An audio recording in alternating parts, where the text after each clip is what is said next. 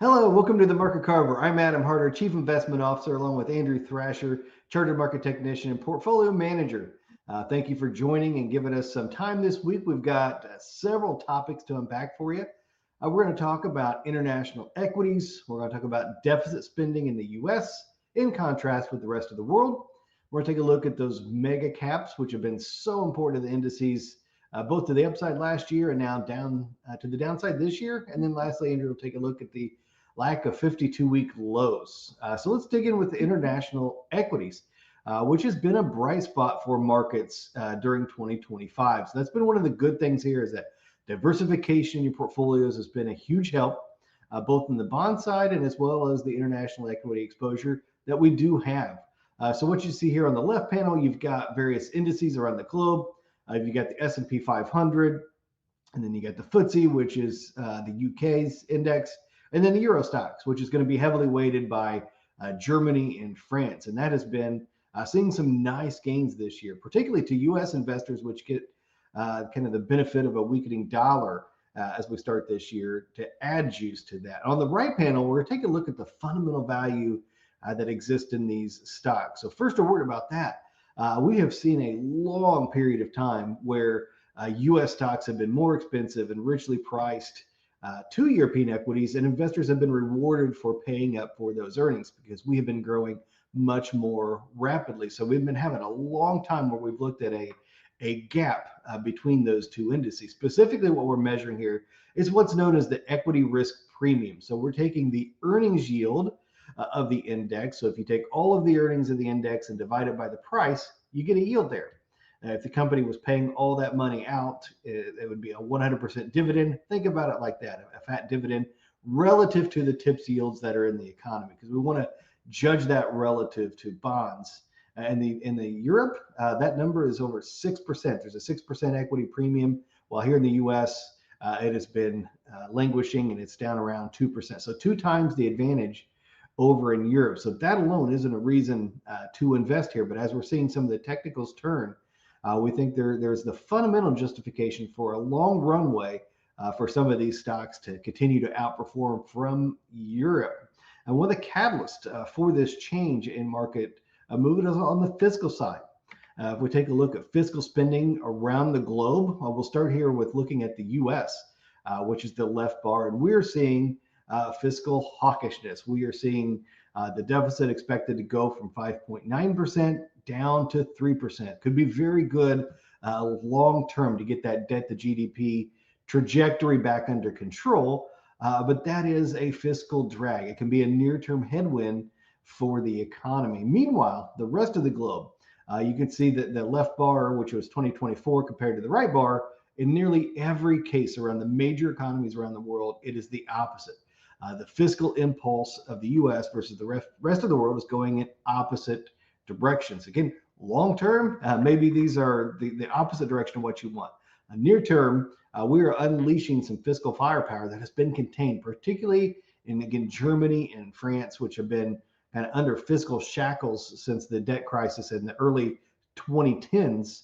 So seeing that unleashed could really help fuel that fire. So we'll see how long that lasts from a technical perspective and how long those stocks outperform. But for right now, a lot of our focus has shifted to what we see as opportunities across the pond. So that's kind of a fundamental backdrop. I'll pass it over to Andrew to dive into a look under the hood stock-wise.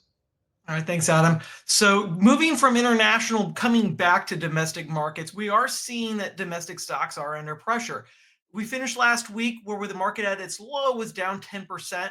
And our data does show that historically we do start to see a little bit of a short-term bounce after we see these 10% corrections. And so that's kind of what we're looking for right now.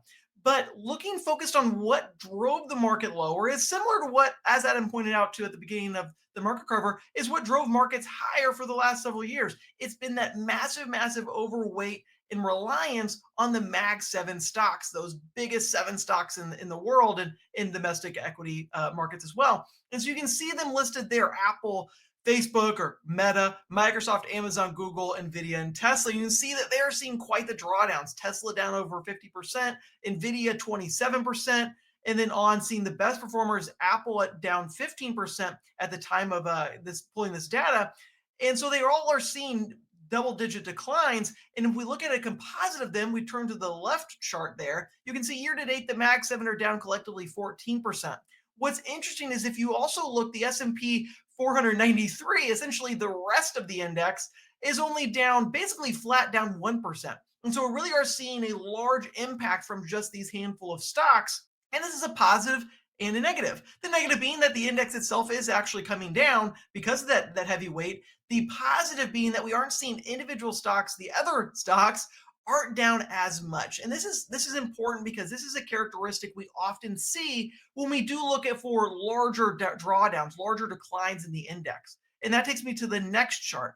And there's kind of a lot to unpack on this one, a lot of lines. Don't get confused or get disoriented from it all there. What this is simply looking is at how many stocks are making new 1-year highs versus how many stocks are making new 1-year lows. When we look at historical bear markets, one characteristic is we start seeing a net 10% of stocks hit new 1-year lows pretty early on in the decline. As we start seeing more and more stocks decline and fall, and that begins to weigh down on the index itself and often precedes a bear market. This is a condition that we're not seeing yet, and hopefully we don't. But right now, the lowest we've seen is almost 8%, just over 7% of stocks hitting new 52-week lows from a net basis, meaning taking those that are making highs minus those making lows. And we're not hitting that 10% threshold just yet. The red lines on that chart, if we can zoom in, you can see those are the times where we have hit that 10% threshold. It happened before the 2022 bear market. It happened during the quick bear market in 2018. And of course, early on in 2007. It's also been a condition many other times. But what stands out is this is something that does happen early on in bear markets. And so when we don't have that condition present, tells us that the market is so far digesting the losses fairly well, and that they're more focused on, again, those mega cap names that are really manhandling, or the tail that's wagging the dog of the index itself. And so this is something we continue to monitor. We're always trying to evaluate how are the individual stocks performing, as this gives us a really good view into how the index should perform, as well as looking for opportunities for not only your portfolios, but also from a risk management perspective of what we should be doing within the models. And so we continue to watch this every day and continue to evaluate where is strength and where is weakness, both domestic and, as Adam was pointing out, internationally. Wow. Well done. Thank you, Andrew. Thank you to all of you for giving us this time. We always appreciate it. If we can be of service, please don't hesitate to reach out. Whether that's the opportunity we have to be working with you right now, or you've been watching this and have stirred up some questions and maybe have some more you'd like to pursue offline. By all means, reach out, 800-928-4001, or scan the QR code and book it electronically. Thanks so much. Have a great weekend.